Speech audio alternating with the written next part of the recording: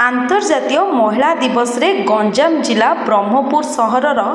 आंबपुआठारे माननीय मुख्यमंत्री श्रीजुक्त मोहन चरण माझी उपस्थिति रे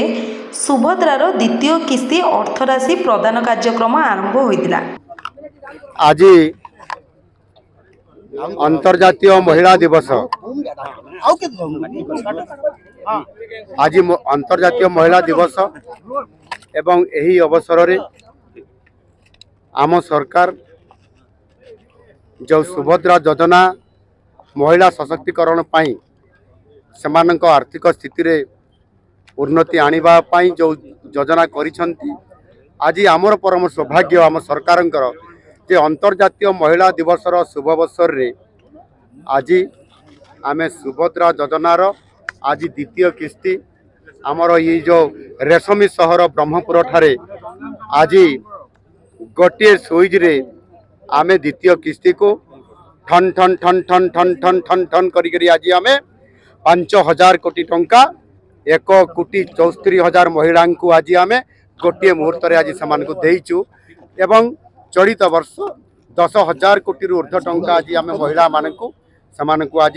महिला सशक्तिकरण करबा पई आज समान को आर्थिक सहायता प्रदान करिछु। ये निश्चित भाव में बहुत गोटे बड़ कथा भारत वर्ष रे महिला मानक सशक्तिकरण करिबारे एवं समान को जो आम उत्साहित करिचु आम प्रधानमंत्री जी जो समान को जो लाखपति दीदी करबा पई जो आह्वान देइचंती सेतिरे मध्य आज बहुत बड़ सौभाग्यर कथा आम ओडिशा पई आम सरकार पई आज भारत वर्ष रे ओडिशा आज लाखपति दीदी हेबारे आज भारत वर्ष रे द्वितीय स्थान अधिकार करिछि। एनु निश्चित भाव में ये गोटे सौभाग्यर कथा आज आमे दक्षिण ओडिशार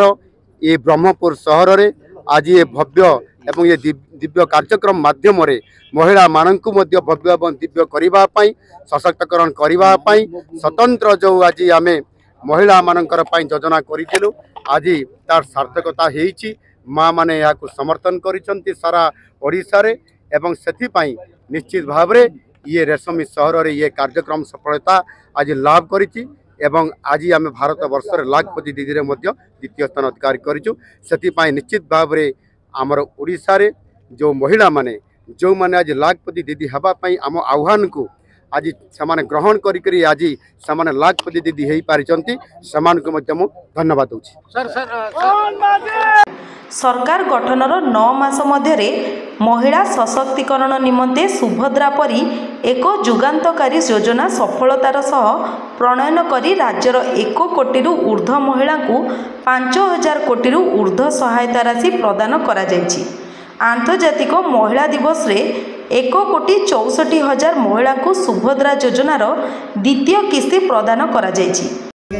कौन कहबे आज द्वितीय किस्ती प्राप्त होइछि केते खुशी टंका नेगिरी कौन करिवे ए जो द्वितीय किस्ती में पाइछि आज बहुत खुशी हिछि।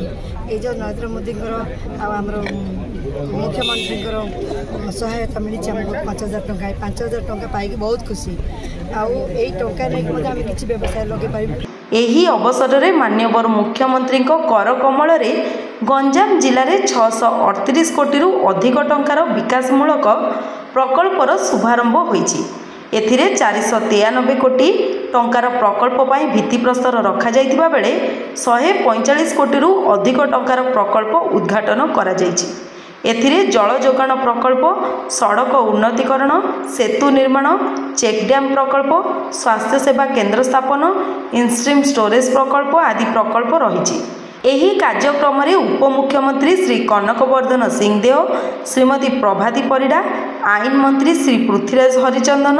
मत्स्य एवं प्राणी संपद विकास मंत्री श्री गोकुलानंद मल्लिक वाणिज्य परिवहन मंत्री श्री विभूतिभूषण जेना ब्रह्मपुर सांसद श्री प्रदीप प्राणीग्राही आसिका सांसद श्रीमती अनिता शुभदर्शिनी और गंजाम जिलार समस्त विधायक वृंद महिला एवं शिशु विकास विभाग प्रमुख शासन सचिव श्रीमती शुभा शर्मा गंजाम जिलापाल श्री दिव्यज्योति परिडा प्रमुख उपस्थित थिले। Brahmapur Krushnachandra Samantaray report public media.